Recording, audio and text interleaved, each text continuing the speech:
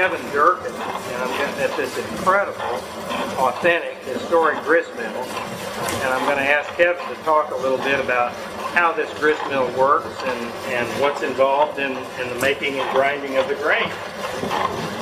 Well, as you can see, it's a historic grist mill in that actually in America today, 95% of the flour comes from 5 mills, industrialized mills. And this is not a high-tech industrialized mill. Actually, it dates back to, well, the earliest title we have for it is 1760. So probably into the 1740s, around then. It originally came from New Jersey. And in our community, we grow grain, we grow corn and wheat, and everything we need for our own use here, and we sell some. So we wanted a grist mill. So what we did was we looked around the country and we found this mill in New Jersey. It was very run down. And it was pre-Revolutionary War, and the owner wanted to sell it, and we went and looked at it and decided that was what we wanted, and we took a crew there, and in a week dismantled it and brought it back here. So you actually took it apart and shipped it here to Texas? Piece by piece. We numbered it all. It was a little different that at some point around 1820 the roof was raised and was lengthened, but we returned it back to its 1740 or 50 state. And that's how we run it. You can see we have a water power wheel out there. We rebuilt the wheel. So the water actually, I mean, this is actually functioning. The water actually turns the wheel. It turns the mill. Exactly. Is that correct? It's what's called an overshot wheel, that the water is going over the wheel as opposed to a breast wheel or an undershot wheel. The runner stone is spinning around. Underneath it is a matching upside down bed stone. Does that stone below it turn, or is it fixed? It's fixed. Fixed in place? It's fixed in place.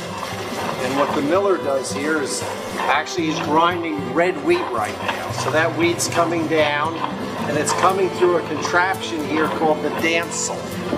And as the damsel clicks away there, it just sips a little wheat down in there to the center of the stones. And as it goes down in the center, then it works its way out and is ground in the process through the lands of the millstone. And there's different shapes on the face of millstones. Of course, they wear out. And ultimately, what has to happen is you swing the crane around here, a big crane. You swing it over the mill, lift that top stone up, flip it over, and redress it. And maybe once a year. So you can actually reuse the stone for a period of time till it's ground down. Years and years, but sooner or later we eat the stone up. Sure. Literally. Yeah. And you can see here comes the flour.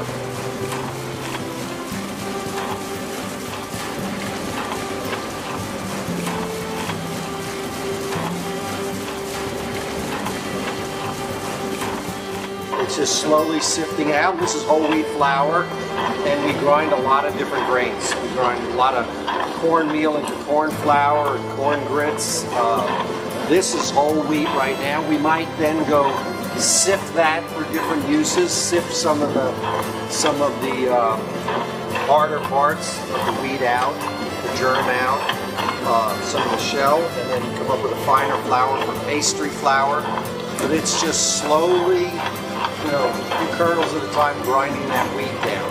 And Kevin, one thing I noticed while we're standing here, I could feel the floor kind of shaking a little bit. But you were mentioning earlier that some of the other early grindstones and some of the mills had a different type of structure or foundation that supported the grinding wheel and the grindstone. They are, and actually when we found it, we had a bigger stone, like a 4-foot stone, that this mill originally had what was called 2 run of stones, 2 4-foot stones. And that vibration will ultimately shake the building apart, because it's only pegged together beams. So they would set it on a frame that went right down to bedrock and was not connected to the building. It's called a Hurst frame. And it would absorb that constant... So it wouldn't transfer the shape right down to the ground. Itself. And the building would stand. Of course, this building must have ground grain like almost 200 years straight. 200 years. Wow. Well, one of the things that Kevin just mentioned was that this building is put together with wooden pegs. It's not nailed together, it's not bolted together. but it's all mortise and tenon connection. So what he was saying was with the vibration, it could actually work the pegs out and work the structure apart.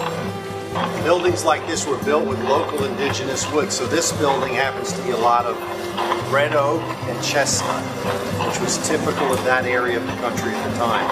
And sure enough, they're all hand-hewn beams of red oak and chestnut, mortise and tenon together.